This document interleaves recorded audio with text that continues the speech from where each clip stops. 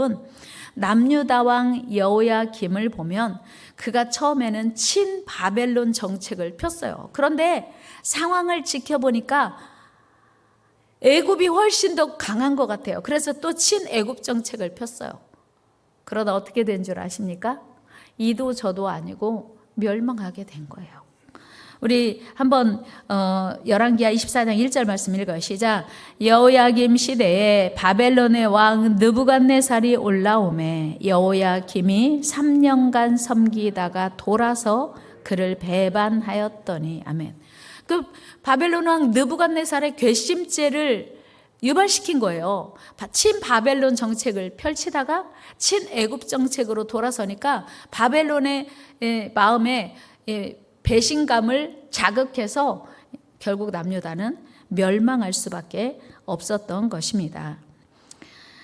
만약 오늘 본문의 시인의 고백에 우리가 귀를 기울이고 또 남유다의 여호야김 왕이 오늘 본문의 시인의 고백에 기울였었다면 바벨론 왕이 아니고 애굽 왕이 아니고 하나님께 의지했더라면 얼마나 좋았을까요? 그 자신과 남유다는 그렇게 초라하고 비참하게 멸망하지는 않았을 것입니다. 그렇습니다. 오늘 본문의 시인은 여호와께 피하는 것이 사람을 의지하는 것보다 낫다고 분명하게 말합니다. 오늘 본문의 시인은 또 이렇게 고백합니다. 8절 9절 말씀 읽어요. 시작. 여호와께 피하는 것이 사람을 신뢰하는 것보다 나으며 여호와께 피하는 것이 고관들을 신뢰하는 것보다 낫도다. 아멘. 그렇죠. 우리는 이미 알고 있어요. 여러분, 세상에 어떤 힘 있는 사람이라고 해도 하나님보다 더할 사람이 있겠습니까? 여기서 시인은 세상의 위기 앞에서 가장 효과적으로 대처할 수 있는 방법을 우리에게 가르쳐주고 있습니다. 그것은 여호와께로 피하라고 하는 거예요. 다 같이 여호와께 피하는 것이 가장 탁월하다. 믿습니까? 오늘 본문에서 시인은 그렇게 고백하고 있는 것입니다. 여러분, 구약성경 에스더서를 여러분 기억하시죠?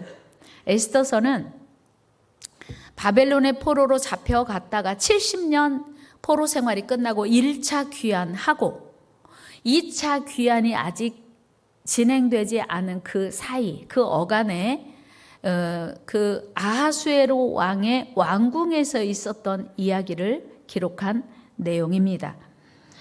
페르시아의 수도 수산에서 발생한 이 사건은 아말렉 자손인 하만이 아하수에로 왕의 대단한 신임을 받고 그 신뢰를 기반으로 해서 히브리 민족을 말살하려고 계획했던 것입니다. 그런데 마침 그 당시에 왕비였던 에스더가 유다 민족이었고 그리고 에스더 역시 왕의 총애를 받고 있었습니다. 하만은 이스라엘의 원수인 아말렉 족속이요 아각의 자손이었습니다. 그러면 여러분 생각났죠? 사무엘 선지자가 사울 왕에게 아말렉을 진멸할 때 하나도 남기지 말고 다 진멸하라고 했어요. 그때 사울이 아말렉 왕 아각을 사로잡아 왔고 좋은 것 남겼죠. 그런데 하만이 아말렉의 후손이고 아각 왕의 후손이라는 것입니다. 그는 이제 승승장구해서 제국의 제2인자의 자리에까지 오르게 되었습니다. 하만은 자신의 그 권세를 바탕으로 모르드게와 하나님의 선민의 자녀인 유다인들을 멸절할 계획을 세웁니다. 에스더 3장 6절로 가봅니다. 그들이 모르드게의 민족을 하만에게 알림으로 하만이 모르드게만 죽이는 것이 부족하다고 생각하고 아하수에로의 온 나라에 있는 유다인 곧 모르드게의 민족을 다 멸하고자 하더라. 히브리인족을 말살하려고 계획을 세웠어요. 어떻게 해요? 13절 한번 같이 읽어봐요. 시작. 이에 그 조서를 역졸에게 맡겨 왕의 각 지방에 보내니 12달째 곧 아달월 13일 하루 동안의 모든 유다인을 젊은이, 늙은이, 어린이, 여인들을 막론하고 죽이고 도륙하고 진멸하고 또 그 재산을 탈취하라 하였고 12월 13일 날 정한 거예요. 지금 1월이거든요. 진짜 감사한 건요. 다 다 죽이기로, 어린아이, 노인, 어른 할 거 없이 여자 다 죽이기로 했는데 감사한 건 11달의 기간이 남았다는 사실이에요. 이거 왕이 도장을 찍어서 이미 변할 수 없는 확정을 이미 했습니다. 하만의 이 계획을 안 모르드게와 왕의 조서의 내용을 들은 유다인들은 통곡하며 부르짖습니다. 에스더 4장 3절 말씀 읽어요. 시작. 왕의 명령과 조서가 각 지방에 이름에 유다인이 크게 애통하며 음식하며 울고 부르짖고 굵은 베옷을 입고 재 누운 자가 무수하더라. 이제 유다인들이 11달이 있으면 다 멸절할 걸 알고 이 기가 막힌 사실 때문에 베옷을 입고 하나님 앞에 엎드려 통곡하는 거예요. 에스더는 유대인이었지만 왕궁에 살고 있는 왕비로서 이 사실을 까마득히 모르고 있었습니다. 그리고 자기를 곱게 키워온 모르드게가 어찌하여 베옷을 입고 대궐 문 앞에 엎드리고 있는지 의아해하며 다른 옷을 보냈습니다. 빨리 베옷을 벗고 이 옷을 입으시오. 그러나 모르드게는 전혀 막무가내였습니다. 4장 4절 말씀 읽어요. 시작. 에스더의 시녀와 내시가 나와 전하니 왕후가 매우 근심하여 입을 의복을 모르드게에게 보내어 그 굵은 베옷을 벗기고자 하나 모르드게가 받지 아니하는지라. 이게 도대체 무슨 일이야? 왜 우리 오빠가 저렇게 굵은 베옷을 입고 저렇게 슬픈 빛을 띠고 근심하며 저렇게 근신하고 있는가? 이를 궁금히 여긴 에스더가 사람을 보내서 이제 그 사건의 내용을 알게 됩니다. 그렇게 사건의 전말을 알게 된 에스더는 보통 난감한 일이 아니었습니다.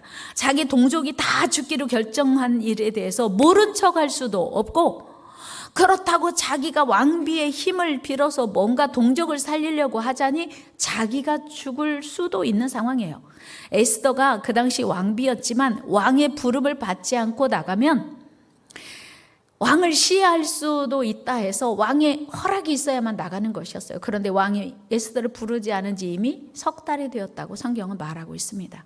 그러니 왕이 부르지도 않았는데 나갈 수도 없고, 그렇다고 해서 자기 민족이 죽게 되었는데 모른 척할 수도 없고, 보통 난감한 일이 아니었습니다. 그때 마침 모르드게가 에스더에게 이렇게 말합니다. 네가 왕비가 된 것이 이때를 위함인 줄 어떻게 아느냐? 읽어봐요. 시작. 네가 왕후의 자리를 얻은 것이 이때를 위함이 아닌지 누가 알겠느냐? 너 왕궁에 있다고 너는 이 고난을 피해갈 줄로 착각하지 마. 네가 왕비가 된 것은 이때를 위함이 아니지 어떻게 알겠느냐 하고 이제 협조를 구합니다. 그때 왕비 에스더는 자신의 미모로, 자신의 지혜로 왕을 설득할 생각하지 않습니다. 자기는 왕비지만, 왕의 최측근이지만, 왕의 총애를 받고 있지만 자신의 지혜로, 자신의 말로, 자신의 미모로 왕을 설득하려고 아예 시도하지도 않아요. 그리고 그는 오직 삶의 생사화복을 주관하시는, 민족의 생사화복을 주관하시는 하나님께 도움을 구하며 이 모든 문제를 하나님께 맡기기로, 하나님께 나아가 기도하기로 결단합니다. 에스더는 모든 유다인들과 자기 시녀들과 함께 밤낮 3일을 금식하며 하나님께 기도합니다. 우리 같이 읽어요. 시작. 당신은 가서 수산에 있는 유다인을 다 모으고 나를 위하여 금식하되 밤낮 3일을 먹지도 말고 마시지도 마소서. 나도 나의 시녀와 더불어 이렇게 금식한 후에 규례를 어기고 왕에게 나아가리니 죽으면 죽으리이다 하니라. 아멘. 여러분 보세요.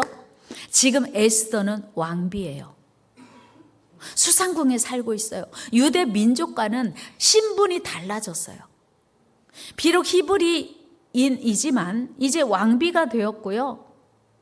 사는 곳이 달라요. 그런데 위기를 만났을 때 하나님께 금식하며 기도할 수 있다고 하는 이야기는 무슨 얘기예요? 에스더가 자기 하나님께 계속 뭐하고 있었던 사람? 기도하고 있었던 사람. 무슨 기도도 가끔 하고 금식 기도도 가끔 하고. 여러분, 위기를 만났다고 해서 평상시에 금식하지도 않고 기도하지도 않던 사람이 금식하며 기도하는 거 쉬운 일이요? 가능한 일입니까? 불가능해요. 에스더는 히브리 사람이었지만, 지금 비록 왕비가 되었지만 그가 믿던 하나님을 지금도 왕비가 되어서도 여전히 믿고 있었고, 여전히 신뢰하고 있었고, 여전히 기도하고 있었고, 여전히 가끔씩은 금식하며 영성을 유지하고 있었다고 하는 사실을 우리는 미루어 짐작할 수 있어요. 에스더서 전체에는 어디에도 하나님이라는 단어가 기록되어 있지 않아요. 그런데 에스더가 뭐라고 말하냐면, 나도 금식하고 나의 시녀도 함께 금식한다. 그러면 여러분 보세요. 에스더가 왕비지만 자기 시녀들에게 야, 우리 같이 기도하자. 그러면 어느 날 갑자기 평상시에 기도하지 않던 에스더가 우리 지금 기도합시다 하면은 우리 왕비께서 갑자기 웬일이야? 이렇게 할 수 있을 텐데, 평상시에 시녀들이 에스더가 기도하는 모습을 보았다, 안 보았다? 보았다. 우리 왕비께서는 기도하는 분이다. 하나님을 믿는 분이다. 때로는 가끔 금식도 하더라. 이걸 알고 있었던 거예요. 그러니까 시녀들과 금식하고 기도하는 게 너무 자연스러운 거예요. 여러분, 여러분들의 가족이 볼 때, 여러분 자녀가 볼 때 우리 엄마는 가끔, 우리 아빠는 가끔 기도한다, 기도 전혀 안 한다. 우리 엄마는 가끔 금식 기도도 한다, 금식 기도도 안 한다. 대단히 중요한 일이에요. 어려운 일이 있을 때 우리 엄마는 가끔 기도하더라. 우리 아빠는 가끔 기도하더라. 작전 기도도 하더라. 그런데 평상시에 우리 엄마는 전혀 기도하지 않는데 오늘 웬일이야?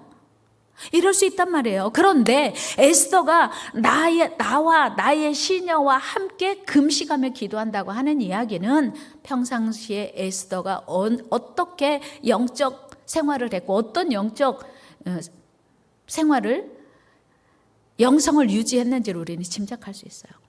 에스더는 그 모르드게의 말에 나도 나의 시녀들과 3일을 밤낮 먹지도 마시지도 않고 하나님께 기도하겠다 이야기해요. 여러분에게도 이 은혜가 있기를 축복합니다. 여러분, 작전 기도하는 게 여러분들의 삶에 쉽고 간단한 일이 되고 자주 있는 일이 되기를 축복합니다. 작전 기도하고 금식 기도하고 부르짖어 기도하는 일이 여러분들의 삶에 흔한 일이 되기를 주의 이름으로 축원합니다. 쉬운 일이 되기를. 그래서 가족 단위로 우리 다 같이 기도합시다. 다 같이 작전 까고 기도합시다. 이렇게 할 수 있는 일이 쉽고 흔한 일이 될 때, 어려운 일이 있을 때 하나님께 나아가서 기도하여 하나님을 내 편으로 만들 수 있다고 하는 사실이에요. 여러분, 그 기도 후에 하나님은요 전화위복시켜줘서 기적적으로 에스더의 기도에 응답하셔서 모르드게도 살려주시고 유대 민족도 살려주셨습니다. 여러분, 어떻게 이런 일이 일어날 수 있을까요? 지금 유대인은 페르시아 왕의 지배 아래 있습니다. 그런데 하나님께서는 페르시아 왕을 감동시키셔서 유대인에게 살 길을 열어주신 거예요. 죽이기로 결정된 모르드게를 살려주셨어요. 어느 날 갑자기 왕이 잠이 오지 않아서 역대 일기를 보는데 모르드게가 자기를 죽음에서 건져주신 사건을 깨닫게 된 거예요. 그래서 그를 높여주시고 또 이제 에스더가 어느 날 너무나 아름답게 보이는 사건을 만나게 해주십니다. 여러분, 이게 뭐냐면 하나님을 의지하고 하나님을 피난처로 삼고 하나님을 내 편으로 삼는 자의 삶에 일어나는 일이에요. 시편 118편 12절 말씀 읽어요. 같이 시작. 그들은 벌들처럼 나를 에워쌌으나 가시던 불에 불같이 타 없어졌나니 내가 여호와의 이름으로 그들을 끊으리로다. 아멘. 지금 하만과 그 주변 사람들은 모르드게와 히브리 백성을 벌들처럼 지금 에워쌌어요. 그런데 하나님이 그들을 가시던 불에 불같이 그냥 다 타 없어지게 아무것도 아닌 것처럼 가시던 불의 불처럼 타 없어지게 하셨다는 사실입니다. 여러분, 이것이 그 어떤 상황에서도 하나님만 피난처로 삼는 자의 삶의 은혜요, 기적이요, 축복입니다. 이 은혜가 저와 여러분들의 삶에 계속되기를 축원합니다. 오늘 모르드게의 상황은 다니엘의 상황과 너무 닮았어요. 하만과 모르드게를 죽이려고 조서를 꾸며 왕의 어인을 받았어요. 하만이 모르드게를 죽이려고 왕의 확인을 받았답니다. 에스더 3장 12절입니다. 시작.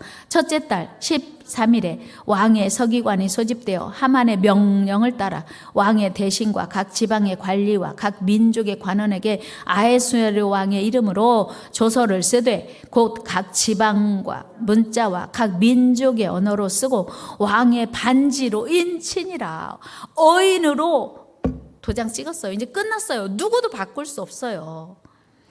그런데 마귀의 음모는요, 어쩌면 그렇게 똑같아요. 다니엘을 참소하고 다니엘을 죽이려고 다니엘을 시기하던 사람 대적들이 조서를 꾸미고 왕의 어인을 받습니다. 다니엘 6장 7절로 가봐요. 시작.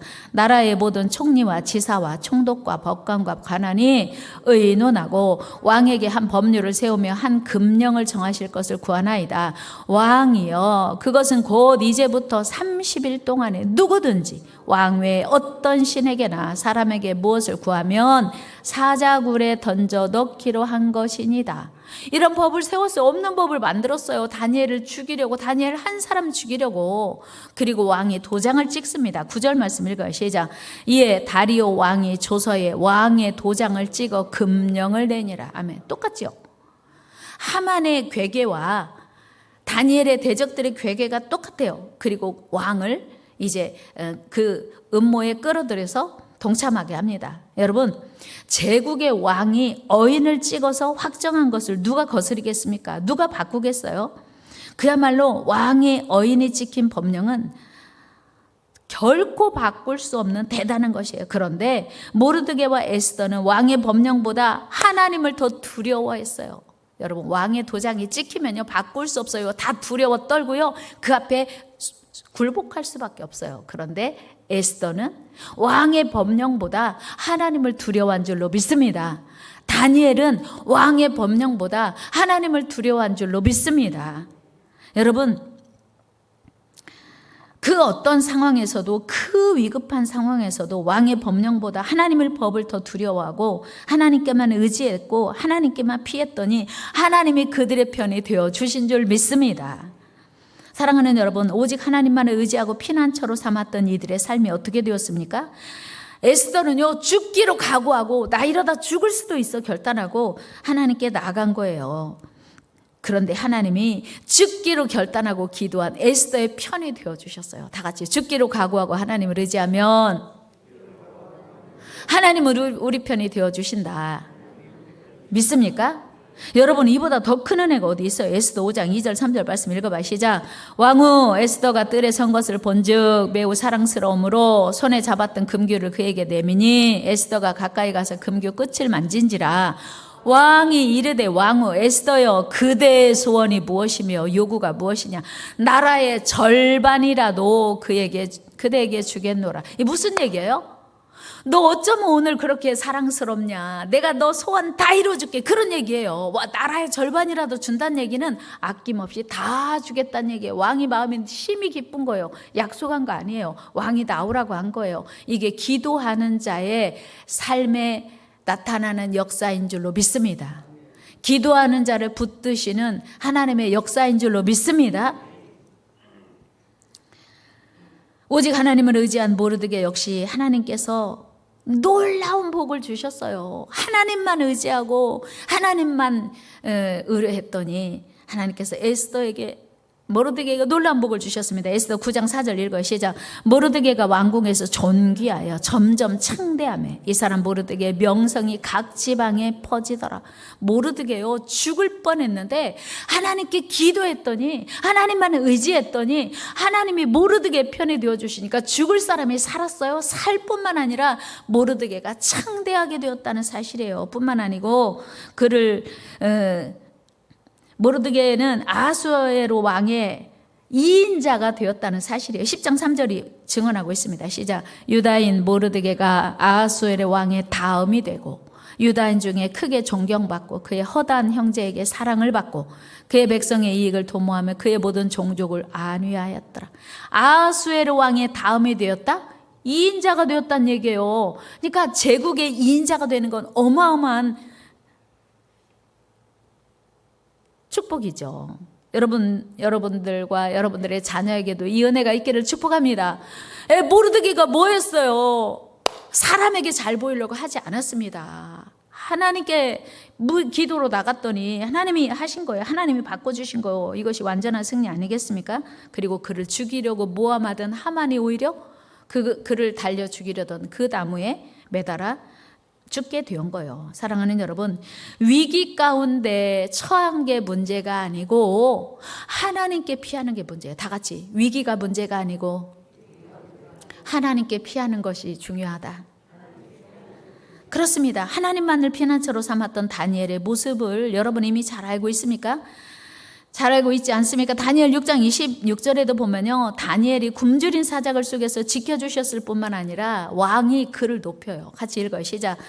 내가 이제 조서를 내리노라. 내 나라 관할 안에서 있는 사람은 나 다니엘의 하나님 앞에서 떨며 두려워할지니 그는 살아계시는 하나님이시요 영원히 변하지 않으실 이시며 그의 나라는 멸망하지 아니할 것이요 그의 권세는 무궁할 것이며. 여러분 보세요. 다리오가요, 이제 하나님이 얼마나 위대하신지 다리오가 인정해요. 그리고 이제 다시 조서를 바꿔요.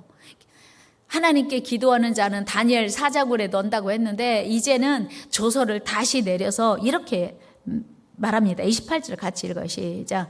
이 다니엘이 다리오 왕의 시대와 바사 사람 고레스 왕의 시대에 형통하였더라. 다니엘도 제2인자가 되는데 이제 그 다리오 시대뿐만 아니라 고레스 시대에 제국이 바뀌고 왕이 바뀌는데 다니엘의 신분은 여전히 제2인자였다고 하는 거예요. 이게 하나님만을 의지하고 하나님만을 사랑하고 하나님만을 섬기고 아무리 고난이 와도 위기가 와도 절망하지 않고 낙심하지 않고 사람 의지하지 않고 하나님 의지한 자의 삶의 모습인 줄로 믿습니다. 오늘 본문의 시인 역시 에스더나 다니엘과 같이 우리 하나님이야말로 환난 날에 완전한 도움이 되시고 산성이 되시며 피난처가 되심을 고백하고 있습니다. 이 고백이 저와 여러분들의 고백이 되시기를 바랍니다. 더 놀라운 것, 하나님은 우리의 피난처만 되시는 게 아니고 우리의 자녀의 피난처가 되실 것을 약속하세요. 잠언 14장 26절 읽어 시작. 여호와를 경외하는 자에게는 견고한 의뢰가 있나니 그 자녀들에게 피난처가 있으리라. 아멘. 여러분, 우리가 하나님을 의뢰하고 하나님을 신뢰하고 아무리 어려운 일이 와도 요동하지 않고 하나님만 의지하면 자녀들에게도 피난처가 되어주시겠대요. 이 은혜가 여러분들에게 임하기를 축복합니다. 여러분들의 자녀에게 임하기를 축복합니다. 하나님은 우리만 책임져 주시는 게 아니라 내가 하나님을 어떤 상황에서도 하나님만 의지하고 사랑하면 우리 자녀들까지 책임져 주신대. 하나님의 약속이에요. 여러분, 우리가 우리 하나님을 경외하고 의지해야 될 이유입니다. 2023년 오직 하나님만을 의지하고 사랑합시다. 어떤 시련 가운데서도 하나님만을 바라봅시다. 그러면 하나님은 내 편이 되어주시고 그리고 승리하게 해주신다고 하는 거, 우리 신분도 바꿔주신다고 하는 거예요. 스코틀랜드의 남극 탐험대 대장이었던 베어드가 남극을 향해 걸어갈 때 갑자기 눈보라가 그를 덮쳤어요. 무전기도 고장이 나가지고 연락이 두절되었습니다. 나침반도 작동되지 않아서 이제 어디로 가야 할지 길을 잃어버렸어요. 방향을 잊어버렸어요. 점차 그의 온몸은 마비되어 갔습니다. 그는 빙판 위에 쭈그리고 앉아서 속으로 그런 생각 들었어요. 야, 연락도 안 되고 나를 구조해 줄 사람도 없으니 이제 죽었다. 포기하자. 죽는 시간밖에 내게는 더 소망이 없다. 이렇게 하고 있는데 그 순간 갑자기 한 단어가 떠올랐어요. 뭐였을까요? 임마누엘. 임마누엘이 뭐예요? 하나님이 우리와 함께 계신다. 언제? 어디서? 항상이에요. 항상. 언제나 어디서나. 맞아. 하나님은 언제 어디서나 우리와 함께 해주시지. 그 확신이 드니까 갑자기 용기가 생겼어요. 그래서 일어났어요. 여러분, 눈 위에 방향은 몰라도요, 자기 발자국은 눈 위에 선명하게 남아있잖아요. 이 탐험대장이 일어나서 자기 발자국을 거슬러서 따라가서 방향을 찾고 살았어요. 사랑하는 여러분, 그렇습니다. 그 어떤 위기를 만나도 하나님만 의지하면, 항상 내 편이 되시는 하나님만 바라보면 반드시 이길 수 있는 줄로 믿습니다. 극복할 수 있습니다. 살아날 수 있습니다. 우리 모두 항상 내 편 되시는 위대하신 하나님을 의지하고 사랑하는 저와 여러분 되기를 주의 이름으로 축원합니다.